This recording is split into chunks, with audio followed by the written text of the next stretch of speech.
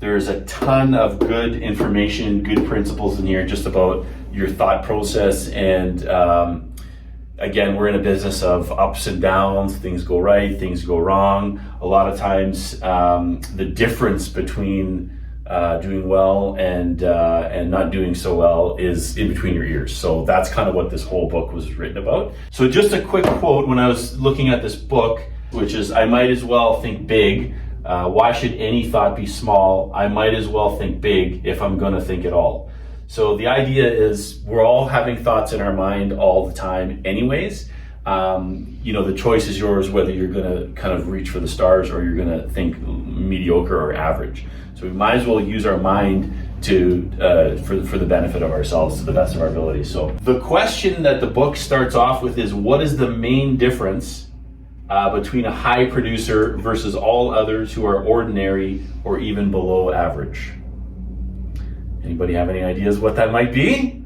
Effort. I don't know. Effort.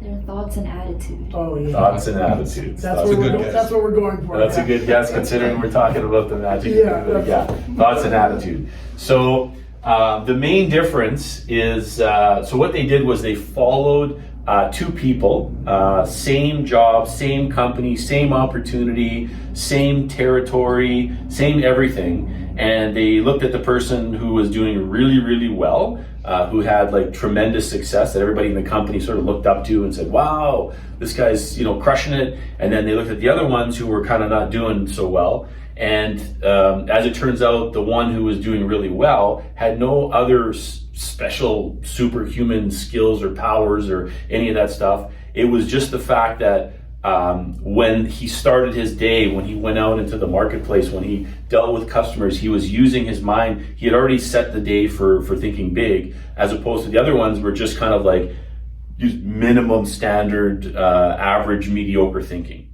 So that's kind of the premise of the book is the size of your thinking, right? The main difference is the size of one's thinking, and there's actually magic in thinking big. If it's just a matter of thinking big, surely that should be quite easy. Why doesn't everyone think big, right? And, the book presents 5 reasons why people don't think big. So the first one was scarcity mindset. So when you think of thinking big, the first thing you think of is abundance, right? There's more than enough.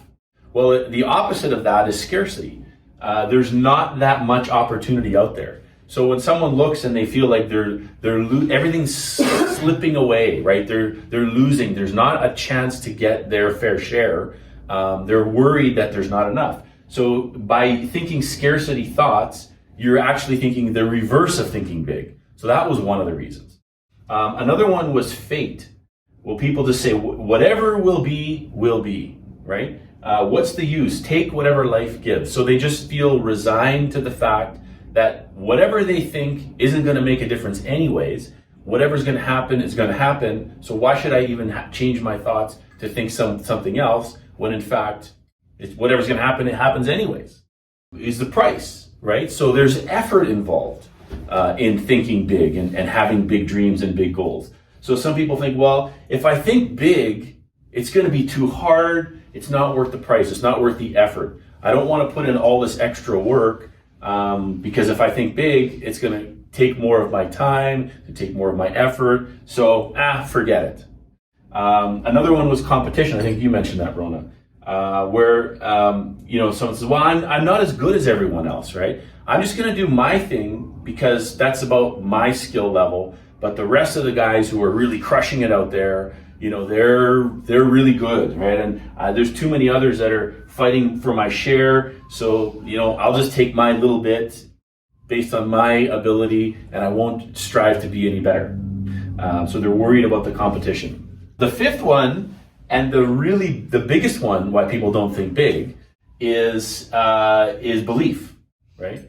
And this is really one of the main things we're going to cover on the rest of this process here is people don't believe in themselves that they can or even deserve to accomplish big things. So there's 2 things that I hear in that statement. There's 3 things. One is believe in themselves, right? So you think, well, okay, if I'm thinking big, meaning I have big dreams, big goals for myself, it means that you've got some people think, well, what's the point of saying all this foo-foo stuff because I don't believe it. I don't believe it's going to come true, so there's no point in that. They don't think that they can do it. So if you don't believe in yourself, there's no way you're going to think you can do it. And then even further to that is, and this one's a real kind of like deep one, is they don't think they deserve to accomplish big things. So they feel like, I don't feel worthy of having a big dream, which is almost kind of sad a little bit, right? You should allow yourself the opportunity for the best in your life. And so belief is a huge reason why people don't think big. So we have to figure out, what can we do to allow ourselves to build that belief. So if we define success, in the book they talk about what is success, what would be the definition of what people want. So they kind of define it as prosperity, financial security, the admiration of your friends and family, freedom from worry, fears, frustrations, and failure, and having a high sense of self-worth. So sometimes people think like, oh, it's all about the money. It's not, right? What I thought was interesting here when I read this was this last part: freedom from worry, fears, frustrations, and failure. So a lot of the times when we're looking in, if you were to sort of like open up your brain and look inside of it, you would find that there are many times when you're worried, you're fearful, you're frustrated, you're concerned that you're not going to be able to accomplish things, you're worried about failure. And so that's the one that I thought was really interesting, was getting rid of that, pulling that out of your brain, just discarding it. And so in essence, success is just winning in life. It's all areas of life. And the idea is that no one strives to be mediocre. Nobody wakes up in the morning and says, man, I just can't wait to start the day and just be average today. Right? So that's the idea of flipping your mind into thinking big. So what is belief? A lot of people think belief is having a wish, that a dream is a wish. And believing is not wishful thinking. You can't wish yourself to success, is the way they explain it. So just having this thought of, oh, I wish I could do this, I wish I could do that, that's not going to get you there in any means. Your belief is all about certainty. So if you think of your power, where do you get power to do things, to take action? It comes from having a feeling of, I'm positive that I can. I'm positive I can do that, or whatever your thought process is, whatever your goal is. You need to get rid of this wishful thinking, or I'm lucky. If I achieve my goal, I'm lucky. So that's not going to do it. You've got to create certainty in your life, because the more certain you are, and I think we talk about this too, like we talk about buyers, right? Where buyers are afraid, first-time buyers are afraid to do something. It's because they're confused. Confused mind does nothing, right? The more certain they are in the process of buying, the more likely they're going to take action and move forward. Same with you. The more certain you are and the more powerful you feel, because you feel you're positive that you can do it, you then will do it. So that is what gives you the power, right? When you feel I'm positive I can, then all these things change in your mindset. Your attitude changes, right? You feel like excited. You feel like you can push through things. Your energy changes. You think about, okay, I wake up in the morning, start the day, it's just another day, or I'm excited to start the day. I'm pumped up to get going. Your approach changes. So sometimes you just sort of do things and you fumble through and you just get your way through to the end of the day, another dollar, as they say. You change that approach, right? Where you're thinking, this is going to be a great day. I've got great things that I'm going to accomplish. And then lastly is your skills change. And people say, well, they understand, okay, attitude, energy, approach, but skills is something that you have to work on in order to get better at. When you've gained your power by feeling I'm positive I can, and your attitude and your energy and approach changes, you then work on your skills. You'll find yourself wanting to become better and wanting to do the things that'll make you better. So you'll become resourceful, you'll start to learn what you need to learn. Belief is about creating that power inside of yourself. So when you believe you can succeed, it makes others also have confidence in you, which further increases your belief in yourself. That's huge, because sometimes you have to borrow someone else's belief in you in order to increase your belief about yourself. And all of a sudden, your mindset might start to change, going, okay, well, yeah, somebody else believes that I can do well. And that's going to give you that little bit of extra drive. But belief, strong belief, triggers the mind to figure out the ways and the means and the how-to. So a lot of times people don't believe because they don't know how they're going to get something done. So they back off on their belief because they're like, okay, I understand, I should think big and I should believe in myself. But then they start thinking, the worst thing that can happen is right away you start thinking, how is that going to happen? And the how actually screws you up, because that's what stops you. You start thinking, well, I don't know if I can do that, and I don't know how I'm going to do that, and I don't know how this is going to happen, and even if that did happen, how's this going to happen?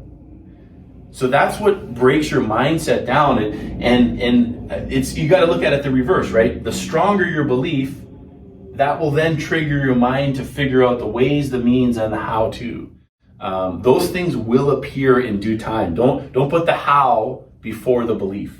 So this is back to the how-to, right? So the how-to always shows up for all those who believe they can. Not knowing the path in advance is not a good reason to not believe that you can do something. And that's really a main thing that stops people, is they can't see that path, so they shut down their belief because they don't see it happening. A lot of people say, well, I'll give it a try. I'll try. That's the worst word you could use. You got to get rid of that word from your vocabulary, because try means keeps the door open for you to fail. Because if you fail, you say to yourself, well, I tried.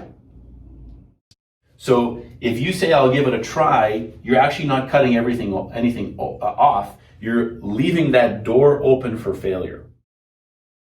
So you have to get rid of that. Okay, can you do this? Can you do that? Well, I'll try. I'll give it a shot. I've got my goals. I've set my big goals. I'll give it a shot. I'll try. It's not the language you want to use, because it's literally cutting off your ability. It's cutting off your power.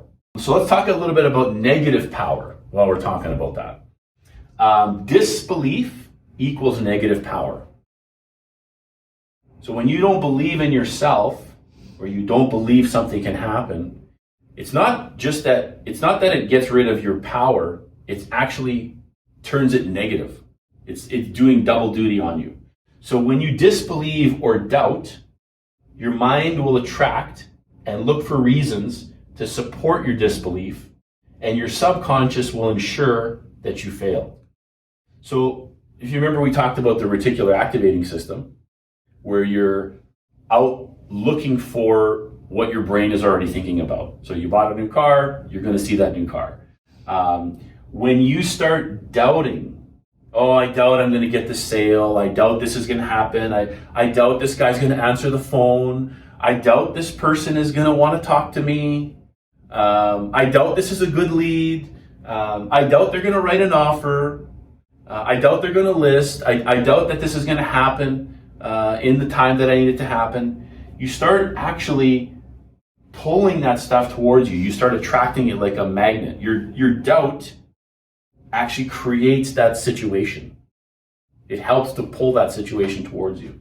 And that just then it's almost like a fulfilling prophecy, right? Where it keeps supporting your further disbelief. Well, I knew it. See, I knew that wasn't going to happen, and it didn't. So I've just supported the fact that my doubt is real. And what is the point in believing? Because it's not going to happen, as I knew it wasn't. There's two supervisors that are in charge of your mind. One of them, his name is Mr. Defeat, or could be Mrs. Defeat or Ms. Defeat. And the other one is Mr. Triumph. So we want to look at these two supervisors that are in charge of your brain and see who's in charge, who's actually doing the directing. So Mr. Defeat, right? Mr. Defeat, who's in charge of is the expert in producing thoughts which help you develop the reasons why you can't, why you're weak, why you're inadequate. And his specialty is in showing you all the ways why you will fail. So again, 2 supervisors in your brain punching out thoughts. Mr. Defeat, his job, his specialty is how you can fail. And you're allowing either Mr. Defeat or Mr. Triumph to be in charge of your mind. So Mr. Defeat believes he's worth little, and therefore he receives little in return. Mr. Defeat believes he can't do big things, so he doesn't even attempt it. Mr. Defeat believes he's unimportant, and then it shows up in everything he does. And his lack of belief in himself appears in the way he talks, the way he walks, and his actions. So you can see when Mr. Defeat is the primary person in charge of your thoughts because of this. It shows up in your actions, it shows up in your attitude, it shows up in your performance. Mr. Defeat is shrinking. He grows smaller and smaller in his own opinion of himself. And since others see what we believe about ourselves, others see him this way too. And that goes back to that whole other people having confidence in you, right? When other people see you as running your life this way, it's the reverse. They have less confidence in you, and that supports your belief about yourself, having less confidence in yourself.